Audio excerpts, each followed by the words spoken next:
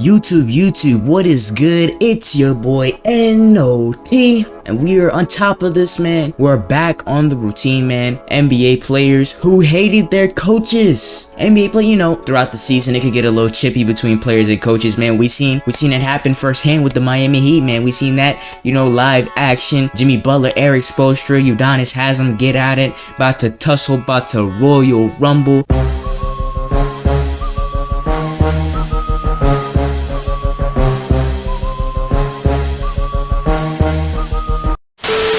But hey, we are back on the routine, man.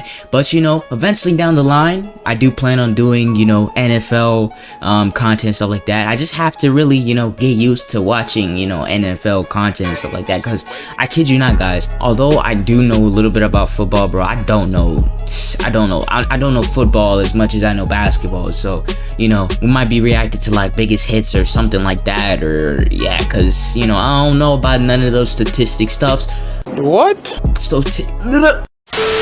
Statistic things. But we are back at it, man, and let's go ahead and get into it, man. Let's see what this video is talking about. Oh yeah, this video is by Nonstop Sports, man. The first time we're reacting to Nonstop Sports. But let's see what this video is talking about, man. 1,820 views in 8 days, man. Let's get into it.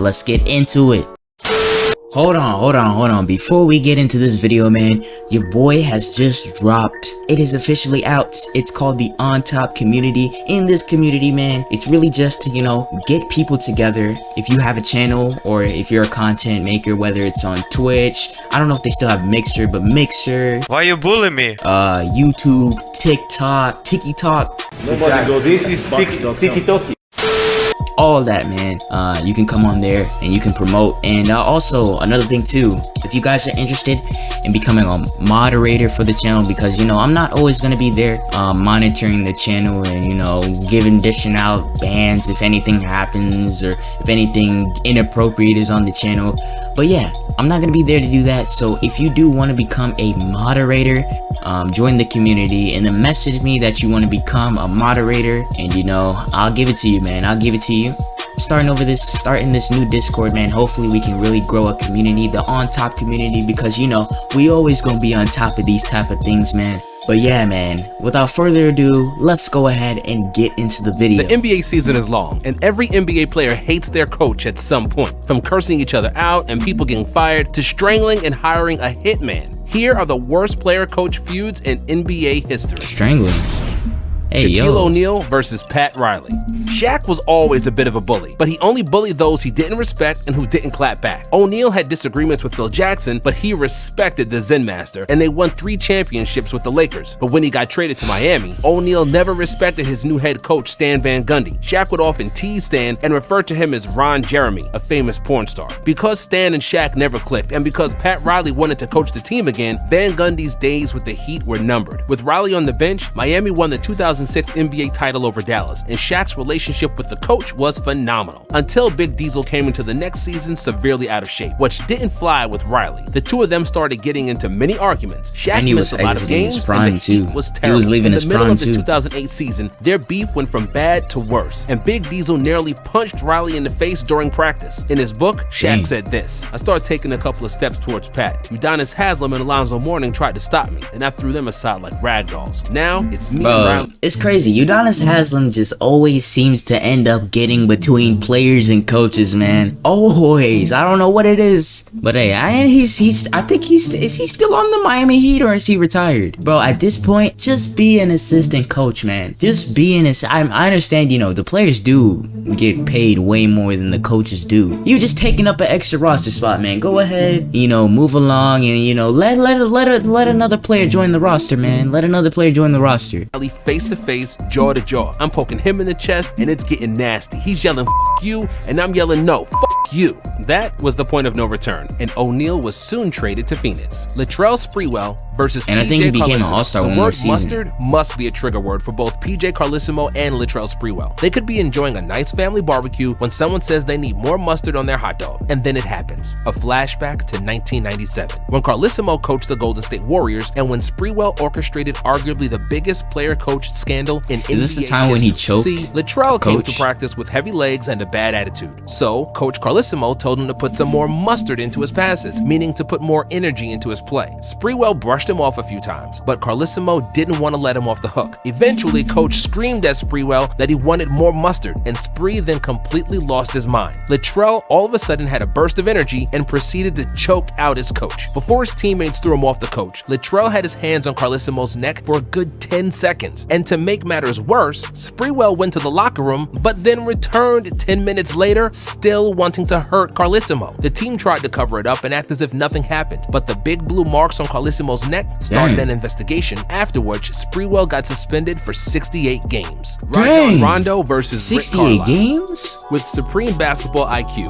a big ego, and natural stubbornness, Rajon Rondo was always a handful for coaches and teams. Yo, please He don't only copyright averaged me for 11 this. points Please for the don't Celtics, copyright but Rondo me was for considered those. one of the best NBA point guards of his era, and then he injured his ACL and got traded to Dallas. Rondo was slower and not as effective, but his mouth was working better. Bro, if this dude continues to put up NBA highlights, bro, I might actually get cut. Bro, I'm telling you, even on my last channel, you know, I started off this season doing NBA highlights before I, stopped doing that channel.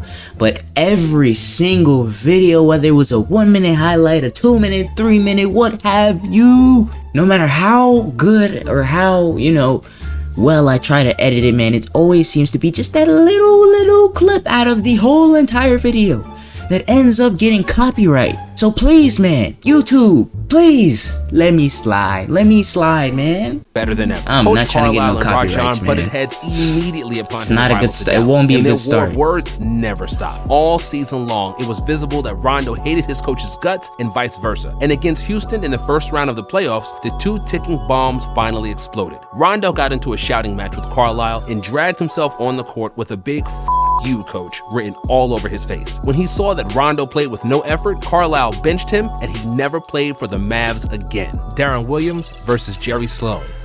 Jerry Sloan was an old school coach, my way or the highway, and his totalitarian style of leadership served him well when he coached old school dudes like Stockton and Malone. But in the hip hop era, Jerry Sloan's yelling turned out to be a little too much for a modern superstar, which Darren Williams definitely was by the end of 2010. Williams disliked Sloan's Darren Williams was a attitude, serious and the star, two man. clashed on numerous occasions until one day their beef finally reached a breaking point. In February 2011, crazy. during a game against the Bulls, the two of them got into a loud on-court argument and had to be separated before punching each other in the locker room. After 23 years of coaching the Jazz, this fight got so out of hand that Sloan retired that very night after the game ended, and Williams was traded to the Nets just over 2 weeks later. Dwight Howard versus Stan Van Gundy.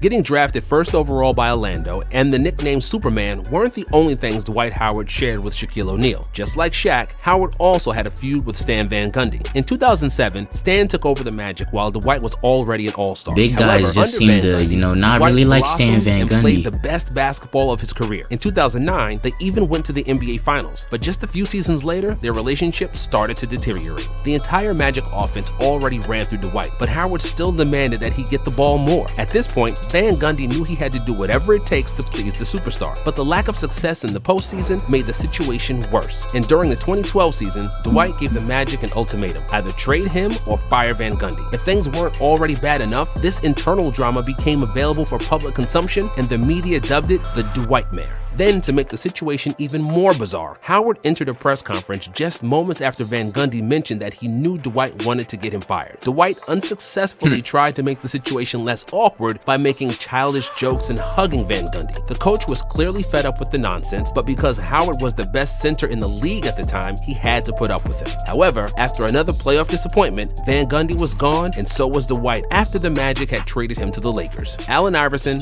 versus Larry Brown. Allen Iverson might have been the world's most challenging player to coach. That's why he and Larry Brown share one of the greatest love-hate relationships in NBA history. Iverson was always a defiant hothead, without much respect for authority of any kind, and somebody who wanted to do things his way. Brown was another hothead, the old school kind, who didn't tolerate not being respected, and somebody who also wanted to do things his way. Iverson was a superstar, but probably the laziest superstar ever, while Brown lived by hard work, obedience, and discipline. Larry became the Sixers coach in 1997 when Iverson was in his second season. And as you can imagine, it didn't take long for them to clash. Brown I want to agree with what he said, man. He said Allen Iverson was the laziest superstar. I don't know. I don't think I agree with that, man. You know, although, you know, there's some practices where he didn't show up, you know, we're talking about practice. I mean, listen, we're talking about practice. Not a game. We talking about practice. Not the game, practice. He gave it everything he had on the court, man. You can't say he's lazy though. You can't say he's lazy because he did give it, you know, all he had until he had nothing left in the tank. hated that Iverson was always late. He hated that he partied all the time and took a bunch of ill-advised tough shots. Iverson hated that the coach was always nagging him when he gave out his all on the floor and when he was leading the NBA in scoring. But then came 2001, and their relationship actually improved significantly. Iverson bought in and finally started listening to Brown. He publicly praised Larry and said he was sorry he was sometimes behaving like a certified asshole. When Iverson won the MVP, the first thing he said was, "Where is my coach?" to show how much Brown meant to him and contributed to Iverson winning the award. The Sixers even reached the NBA Finals. However, things wouldn't stay peachy for long. I'm telling you, bro, AI's gotta be one of my, if not my most favorite players, aside from Tracy McGrady Brown and loved PG. Iverson, but after 2003, he had enough and quit coaching the Sixers. Although they had a rocky history, AI adores Brown to this day and calls him the best coach he ever had. Spencer Haywood versus Paul Westhead.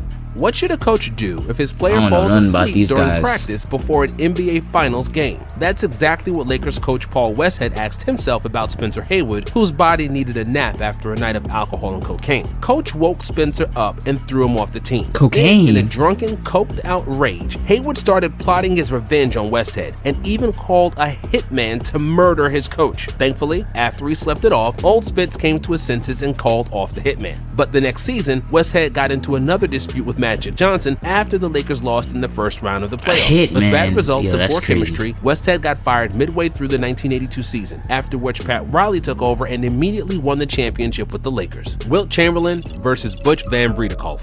It's extremely hard to coach the biggest superstar in the NBA. In 1968, when Wilt Chamberlain joined the Lakers, his coach Butch Van Bredekolk was in his second NBA season and had trouble coaching Wilt. The coach thought Wilt was spoiled and openly favored Baylor and West over him, while Chamberlain viewed his coach as a loser and barely tolerated him. And their bad relationship took a turn for the worse during Game 7 of the 1969 NBA Finals. Game 7? There were 5 minutes left to play when Wilt got his 5th foul and was holding his knee Worst in pain, time. and Van Brede took him out to rest and not get the 6th foul and get ejected. The Lakers were trailing by 7 when Wilt left the game, but cut Boston's lead to 2 points with a few minutes to go. Chamberlain then said to the coach that he was ready to go back in the game, to which Van Brede told him to sit his ass down and that the Lakers were doing better without him. But after the Lakers would lose the game by 2 points, Butch knew he was toast due to the loss and the way he treated Wilt. Van Brede in a resigned Game before 7. being fired, and Chamberlain later said that he was the worst coach of his career. Players versus George Karl. What do you get when you mix a problematic superstar, a stubborn coach, and a dysfunctional franchise? In 2015, the Sacramento Kings answered this question, so you don't have to. The Kings hired George Karl, a coach who was known to fight with his players,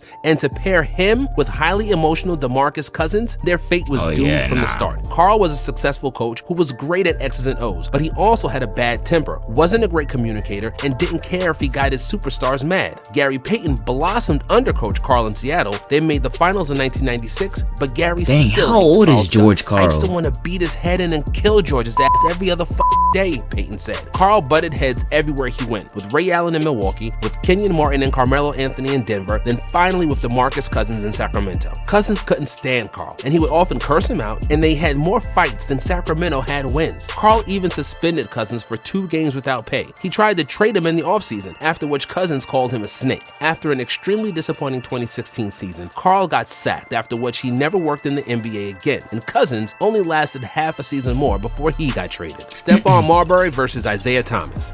Just like Allen Iverson, Marbury was the poster boy I didn't know Isaiah Thomas point was a guards head that coach. emerged in the late 90s. Ball dominant, tough, with a big Hey, you learn hip-hop something new swag every and day. an even bigger ego. Marbury was a great player and a wild character, and it was hard to control him. After splitting with Iverson, Marbury. Larry Brown tried to tame Marbury, thinking he would have the same success he had with AI, but it didn't happen. Marbury and Brown often clashed, and ultimately Marbury the was a Knicks fired beast Larry too. after an Underrated, abysmal 2006 underrated. season. He was succeeded New by Jersey, Isaiah Thomas, who was a big crazy. Marbury supporter, with Isaiah trading for him a few years prior because he also served as the president of the Knicks. When he started coaching Marbury, Isaiah quickly learned why it was so hard to deal with him. Marbury often looked uninterested on the court with bad body language. He had big fights with Thomas, and the Knicks sucked. So early next season, when Marbury learned that he had lost his place in the starting lineup, he was more than heated. He wanted to kill Isaiah, and there were even reports that the player and coach had exchanged punches during one plane ride, but were never confirmed. Marbury was quickly traded after the incident, and Isaiah got fired after the season ended, after which he never coached in the NBA again.